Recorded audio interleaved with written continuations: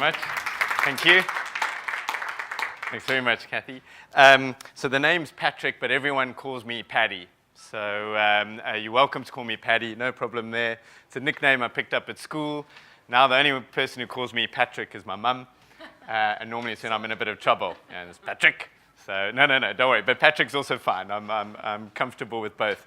Just my mum, just to tell you a funny anecdote though, my mum is a bit nervous as to whether I'm actually officially married, because our pastor knew me as Paddy as well. So when we were doing the vows and all of that, he was saying, "Do you, Paddy, take Marissa to your wife?"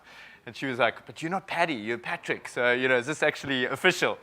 So anyway, who knows? I don't know if I'm actually officially married or not, but I got married as Paddy. So 3 things I'd like to start off with: a thank you, a confession, and then a promise. The thank you is thank you for staying, because I know I'm between you and home time. The confession is it's just me. I don't have any giveaways or anything, unfortunately. So it's just going to be me chatting to you. But the promise is that you'll learn a lot more about purpose and hopefully have a different perspective on that and what that can do for you and your organizations. I just want to tell you a little bit about the journey we've been on as Unilever, kind of warts and all, what's been working, what hasn't. And hopefully it'll inspire you in terms of some of the things you're doing in your organizations and how you could get this purpose thing really happening. Okay, that works. Great. So I think for us, as Kathy said, we're blessed in Unilever that actually the whole way Unilever started was as a purpose-driven organization. So back in 1885, William Lever was trying to figure out how he could make cleanliness commonplace. That was really the purpose that he started off with. Because at that time, actually soap, hard to believe, was not affordable for the masses. Most people couldn't afford soap. It was this very fancy, made from ivory butter and this kind of thing. And so he was trying to find a way how he could make hygiene commonplace and avoid these avoidable deaths of children, of families, everyone because of lack of hygiene. And so he developed Sunlight soap back in the day, and also developed these kind of innovative marketing campaigns. It's quite funny, if you go up to Port Sunlight, the village that he created for the people working in the factories and all that, there's an art gallery there still to this day. He was a very fond art collector. But what he used to do is he used to buy the painting, and then he was like the original photoshopper. He then put a pack of Sunlight soap in the painting. And you used to have these people in the paintings with fancy dresses on and that kind of thing, going to the races or whatever, and there'd be this pack of Sunlight soap in the corner. And he used to turn those into posters and spread them all over the show. So I always thought that was quite fascinating that he was one of the first photoshoppers, I think, dropping in the ads everywhere. But the whole mission, though, was to make cleanliness a commonplace. That was his starting point. And as I said, we're fortunate as Unilever that now we're a much bigger organization, got loads of brands that people love and interact with every day. I think some of our research says that 2 billion times a day someone interacts with a Unilever brand or product. And I think we looked at that back in 2009 and said, wow, that's a huge privilege and a responsibility, actually, because if we can help everyone to make 2 billion better decisions each day, we can make a whole lot of small shifts that have a big impact. And that led us to start thinking, what's our next level in terms of our purpose?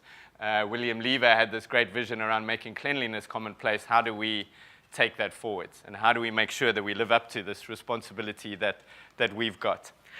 And I guess given the environment, we realized, there's never been a better time to be a responsible, sustainable company. In fact, we're not going to be allowed to continue being invited into your homes and my home if we're not a responsible, ethical, sustainable company, because you're going to start increasingly looking at the packaging and the brands and where things are sourced and all that kind of thing. We know all this stuff. And equally, there's a challenge out there. 1 in 10 adults is obese. Water scarcity is hitting more and more countries. I'm a South African. You may have heard from the accent. I was in Cape Town over Christmas visiting family.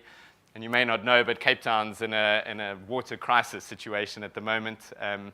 By June, they're going to run out of water, essentially. So, they'll switch off the taps and people would need to queue and fetch water.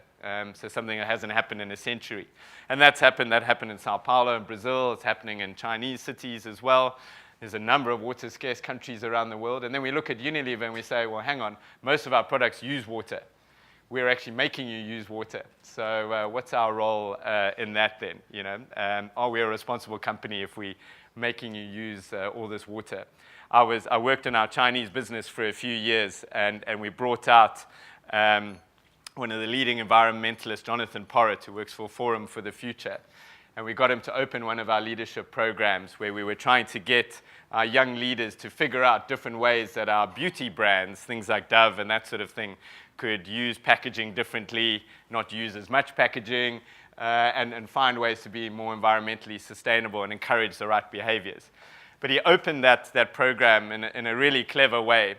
He basically said to us, you know, how much water is going to be required to hit your laundry detergent targets, kind of thing. So do you know how much water you're actually going to need if you want to sell all these millions of packets of Persil, this kind of thing? So the room was silent. No one had any idea. He said, I've looked at your numbers, and basically it's too much water for what China can afford. So you guys are going to figure out a way to use less water, else you'll never hit your sales targets anyway. So thank you. And he walked off the stage, basically, you know, had left the group going, oh my goodness. But that was the point. So back in 2009, we had a look at this and said, so what is our purpose in all of this, in this environment and that kind of thing? What are we about? And we really leveraged off William Lever's vision around making cleanliness commonplace and said, we've really got to look at making sustainable living commonplace. So what do we mean by sustainable living? It's really about making sure that we want to grow our business because we actually believe if we can get more consumers making better decisions, we're going to have a bigger impact. But we want to decouple that growth from our environmental footprint. So we're not going to increase our environmental impact at the same rate that we're growing our business. In fact, we want to halve that. And we want to increase our positive social impact. So that's our plan. Some of you may have heard about it. It's been quite public, this Unilever Sustainable Living Plan. But that was the journey we set ourselves off on back in 2009. And I still remember the day that our CEO announced this. We had a number of big sessions around the world telling people about this. And I think we all got really excited because we all thought, wow, we want to work for a company like that. But we were also like, how on earth are we going to do this? You know, no one had a clue actually how we were going to do this. And I think that was the really exciting thing. And that's the exciting thing about purpose. It gives you that kind of North Star, the compass, the direction of travel, but it doesn't tell you exactly how you're going to get there. But what it does do is it creates this amazing momentum towards that. And I was just reflecting earlier, Lisa was talking about, you know, how we see our roles as to whether we're order takers of training or are we solving business challenges. And just that slight shift in the wording and how we see ourselves has a massive impact on our own energy and commitment and drive towards achieving something different. And it was the same with this vision and purpose that we put out there for the business. It created this amazing momentum. We saw ourselves very differently. We didn't see ourselves as just selling margarine or soap and that kind of thing. We saw ourselves as how we're making sustainable living commonplace. And so over the last, this is 8 years worth of data, we've been trying really hard to measure this and make sure that we can prove that this is the right business model. Because we do still have a lot of naysayers out there, even our investors and all of that. We've got to keep proving to them that we can have a healthy business and make sustainable living commonplace and make a positive environmental impact. So we've been working hard to show how we do this. And we define some of our brands. So Dove is always a good example. You know, Dove is about a lot more than just being a soap. Its mission is around promoting women's self-esteem. And that's really been the driving angle in terms of the advertising and all the places where Dove spends their money. Now, Dove is one of those brands that is growing double the rate of some of the other brands in our organization, grew faster than the rest of the business. And now our sustainable living brands are 60% of our growth. So we believe we've been able to prove that this model really does work. But the thing was, this didn't just happen just from that purpose being put out there. As I said, everyone was left gasping for breath in terms of how do we do this thing? How do we decouple our environmental impact? It was quite easy in the supply chain space to kind of push suppliers to be more responsible and to reduce our impact there. But actually, it's you and I who make the biggest environmental impact in terms of the way we use our products. So we had to convince you and I to use dry shampoo more, for example, and to use less water and find better ways of using packaging and less packaging and that kind of thing. But before we even got to all of those conversations, people were still left gasping in terms of, how do we take this thing forwards and how do we really make sure that this purpose becomes our way of doing business and not something on the side. And so we were scratching our heads as an L&D department as well, so thinking, gee whiz, how do we get people into the right space for this kind of thing? Because logically and all that, everyone got it, but how do we capture them emotionally? How do we make sure their hearts and minds are in this whole journey as well? Because we knew that was going to be the energy that we really needed to get this thing going. So we started off in 2010, and these are basically what you see on the screen here is a number of different programs we've been running ever since then as an L&D team to really drive this idea around purpose through the organization. Because I think what we realized was the energy was all in this idea around purpose. When we have a strong why, we can deal with almost any how, as Viktor Frankl said. So what we wanted to help people with is that, on the one hand, you've got this purpose-driven organization, and that sounded quite cool, but people can only really understand it when they understand the power of purpose in their own lives. So when you go through a powerful experience to understand your own purpose in life and what that means for you, it suddenly unlocks a whole lot of energy for you. And we realized if we could create that for loads of our people in the organization, they'd have a better connection in with Unilever's overall purpose. Didn't mean that their purpose had to align perfectly. It was more just that experience of discovering their own purpose and seeing how much power that had in giving them direction in their lives and a clear sense of where they wanted to go and who they are. And we realized if we had people like that in the organization, they would find a way to make the Unilever purpose come to life. So we did start kind of traditionally with our ULDP program. It was a very senior leadership program. We decided we'll start at the top and really make sure the top leaders are role modeling this idea on purpose. We put them through a kind of 3-day program. Literally, the whole program was designed around discovering their purpose in life. So what is their true north? We used Bill George's methodology there around finding your true north. That was the inspiration for the program. And through a series, and basically the whole session is set up, it's just storytelling. It's getting people together to tell some of their life stories, their crucible moments, their strengths, what they were interested in as a kid, what interests them now, their hobbies outside of work, but really creating small little safe groups for people to share those stories with one another and then help one another see what's this common thread running through all of those things. And it's a very simple experience, but exceptionally powerful. So when we took all our top kind of 400, 500 leaders through this program over the course of a couple of years. And when you've got a senior leader opening up a presentation or something or a town hall and starting off saying, my purpose is this and this is why, this is my story behind it. That vulnerability that created and that energy and even that creativity for the rest of the team, to see a leader like that was just worth its weight in gold. And we know this has been a huge, Kathy mentioned our engagement scores. I mean, they're off the charts. Since the last 8 years. We're consistently in the 80s and 90s when we do run engagement surveys. And when we do some of these, video montages with people in the organization, no matter where they are, and ask them what have been their highlights from the year, probably on average 50 to 60% of the responses are finding my purpose. That was their highlight of the year. But we did only start with the senior leadership. So let me start. So the first few years were all just senior leaders, getting them all through this program. We then also took our senior leaders through another program, which we called Unilever 2020. This started back in about 2015. And this was to talk about how do we move from purpose into action. So how do you put your purpose in service of some of the business objectives? And what we'd really do here is we'd get them into small groups. We'd give them some of these business challenges, the big thorny ones that Unilever is dealing with, like how do we create a plastic-free economy? How do we get ourselves out of plastic? Give them those thorny challenges, but then allow them to self-nominate which challenges they wanted to work on in terms of what was in line with their purpose in life, what was meaningful to them. And we found this program was incredible as well. So we called these things Purpose to Impact projects, the PIEs, and we'd send them out there and get them working on these projects over the course of a few months and then feeding back some of their research into the organization. But the mere fact that we asked them to think about their purpose and then align that with the project again was hugely powerful, because it wasn't just pushing them into different places. It was saying, how can we get you to work on these things? So we did all of this, and this was literally till around 2016.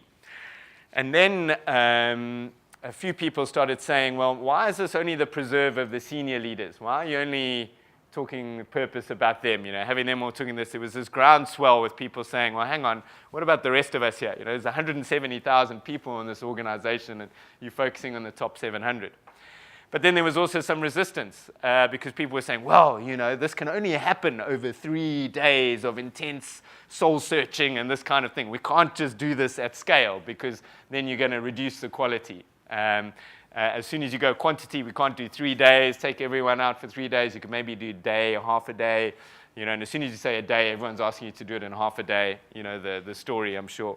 So there was this big debate going on within HR, within the business, how are we going to do this thing? So I guess what we did is we did some experiments. So we ran some experiments here in the UK and the Nordics, Vietnam, Indonesia. We tried out a one-day version of the program. And we did about 20 of those different workshops. We really wanted to make sure we were on the right track, tried various different options with them. And then we got these sorts of responses. So even from a one-day program, this was the kind of energy and excitement it created. And again, as I said, the one-day program is the same thing. It's a bit of storytelling. People get together in groups of 3, 4, or 5 and tell their stories to one another. And then they support one another in the rest of the day, trying to help one another see some of these common threads running through them. And I'll give you a quick example. One of the recent programs I was on, one of the participants was sharing stories. She was a champion trampolinist. So she was a trampolining coach as well. She happened to be in HR as well, and she said, but I'm also, really good in intimate conversations with people. People come to me for advice and counseling and all of that, and I have this kind of soft aura around me, people can trust me, this kind of thing. And she was saying, but I'm also like an extreme skier, trampolinist, all these kinds of things were coming from her stories. She said, but I don't really know what's the common thread running through all this. Sounds like two very distinct people here. I don't really know. What's kind of my purpose from all of this? What am I all about? And what we always try and do with these things is try and take raw material from the stories and then see how that can translate into some kind of purpose statement. So I was asking her, I said, is there anything in the trampolining world where there is a kind of a quiet moment of focus and concentration and support? Is there anything from that you can relate to that might draw these two worlds together for you? So she sat there for a little bit, and then it was like this amazing light bulb moment where she perked up and she said, I create the somersault. So I was like, great, okay, tell me more. What do you mean you create the somersault? She said, no, when she's coaching on trampolining, when you're coaching someone how to do the somersault, as they're starting off, you've got to push down on the trampoline to get that momentum going. So there's a bit of a push down, and you send them up. So she said that's her kind of energy piece. But then when they're coming down, you've got to really steady the trampoline. So you almost have to push down into it. So when they land, you can catch them securely. So she said, that's my purpose. I create the somersaults for people because I drive that energy piece. Some of the time, I get them up in the air and going, and some of the time, I have to catch them as they land. And that for her was the kind of unlock that she could see whenever I'm in a situation, like this, or where I'm trying to advise a team or help them, I've just got to remember I'm creating the somersault here. That's going to kind of give me the inner energy and focus to continue that. And what she was saying is, she'd felt that she probably shouldn't be doing so much of this kind of counseling piece and all of that. She should be doing all these other things. But she said it gave her far clearer direction then to say, actually, I do need to do that stuff because this is me when I'm best, Unilever is going to get me at my best when I'm doing these kinds of things. So it kind of empowers people to have those sorts of conversations with their managers and that sort of thing. We run it in teams now as well, where we focus on team purpose. So how does the team come together? And again, we get the team to tell their stories. What are the crucible moments they've been through as a team? What have they learned from that? What were the unique ingredients that got them through those crucible moments? How did they develop that so that they can figure out what's their essence, what's their place? And then we focus a lot on using purpose as a driver of development. I think for years we had kind of deficit-based development. What are your weaknesses? Let's fix all of those. Then we kind of went strengths-based, kind of said, let's focus on the strengths.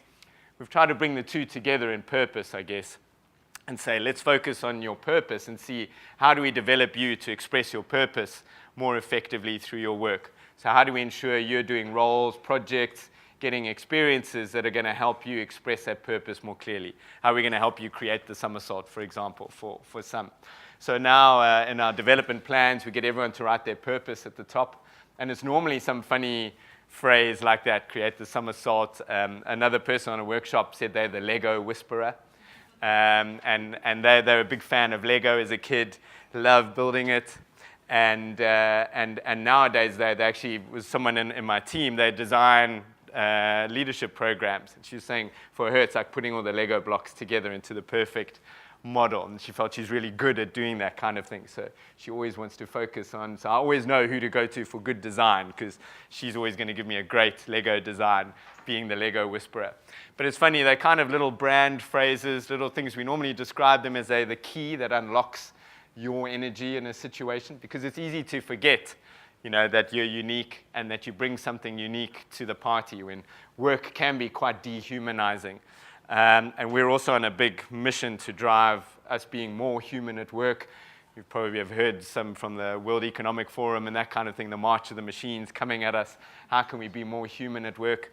We believe purpose is a big unlock for that. If we can have more purpose-driven individuals focusing on their development in that way and focusing on their work in that way, we're going to humanize the work environment a whole lot more. We'll build that empathy and care that we so desperately need, and that is something that machines can't do yet, at least, so we can stay ahead of them.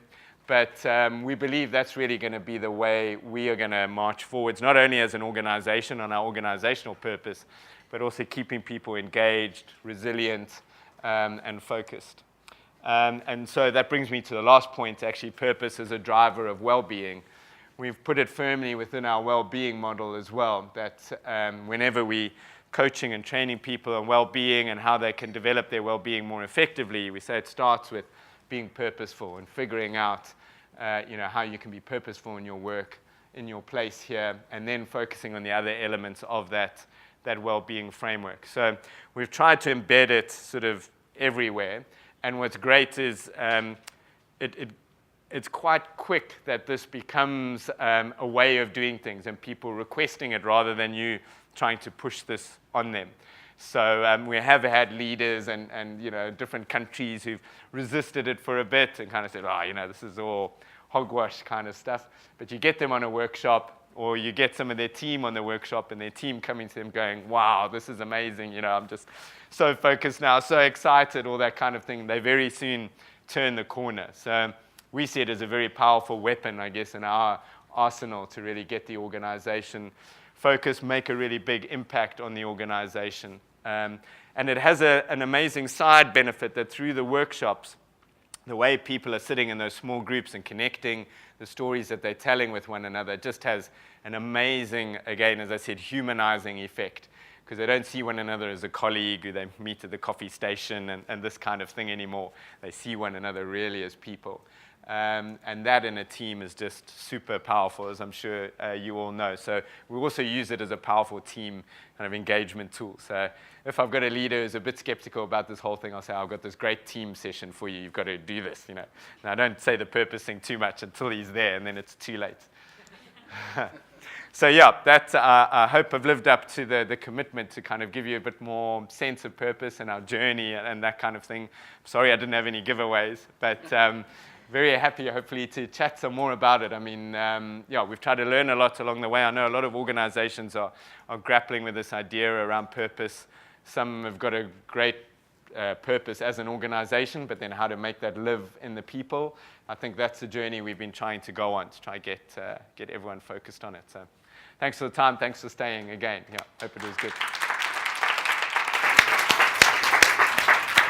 Thank you very much, Paddy. I think that was just the perfect end to the day. And I echo Paddy's thanks for staying here. I'm going to hand over to Rishi in a second, just with some last-minute bits and pieces, logistics about slides and all the rest of it. But it's been a real pleasure to me to be here, to meet all of you, to have some great conversations today, and to hear some really, really interesting and thought-provoking sessions on purpose, on leadership, on technology, on the technology skills gap. We've just heard an incredible variety today, and I'm sure you've enjoyed it as much as I have. So thank you to you all. I'm going to hand over to Rishi, and he can finish us off. Thank you.